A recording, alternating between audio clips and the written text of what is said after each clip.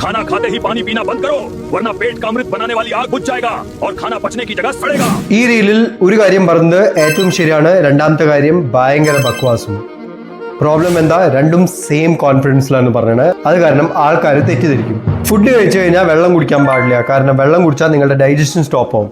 ഇത് പറയണത് തെറ്റാണ്.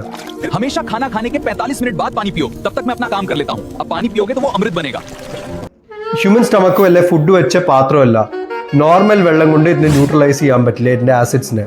ഈ 45 മിനിറ്റ്സിന്റെ റൂള് ഒരു ഫിസിയോളജിക്കൽ പ്രൂഫും ഇല്ല. ഈ മിത്ത് ജനറേഷൻസ് കൊണ്ട് നടന്നുകൊണ്ട് വരികയാണ്. അത് കാരണം ഇത് ഫോളോ ചെയ്യേണ്ട. मैं हूँ सूरज की यूवी किरणें, मैं तुम्हारी स्किन को नुकसान पहुंचाता हूँ, झुर्रियां लाता हूँ और समय से पहले बुढ़ापा बढ़ाता हूँ. मैं तुम्हारे डीएनए को तोड़कर स्किन कैंसर का बीज बोऊंगा. कोई है जो मुझे रोक सके?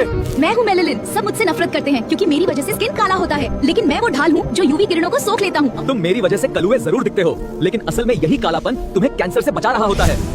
മെലനിൻ എക്സ്പ്ലനേഷൻ ഇവിടെ ഈ റീല് ഏറ്റവും കറക്റ്റ് ആണ്. മെലനിൻ യു വി റേസിനെ അബ്സോർബ് ചെയ്യും, പിന്നെ അതുമല്ല DNA ഡാമേജ് ആവാതിരിക്കാനായിട്ട് പ്രൊട്ടക്ട് ചെയ്യും.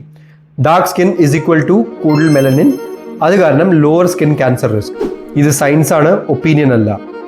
പ്രോബ്ലം എവിടെയല്ലാക്കി ഈ റീല് തെറ്റാണ്. പ്രോബ്ലം എവിടെയാണ്, ഇതിവിടെ ഹാഫ് സയൻസ് ഫുൾ കോൺഫിഡൻസിൽ വിറ്റിക്കുകയാണ്. ഹെൽത്ത് കണ്ടന്റിൽ ഒരു കണ്ടന്റ് കറക്റ്റും മറ്റേ കണ്ടന്റ് തെറ്റി ചെയ്താലും ആൾക്കാർ വിചാരിക്കും ഓ ഇത് ശരിയാണ്. അത് കാരണം ഇങ്ങനത്തെ കണ്ടന്റ്സ് കൺസ്യൂം ചെയ്യൽ സ്റ്റോപ്പ് ചെയ്യും.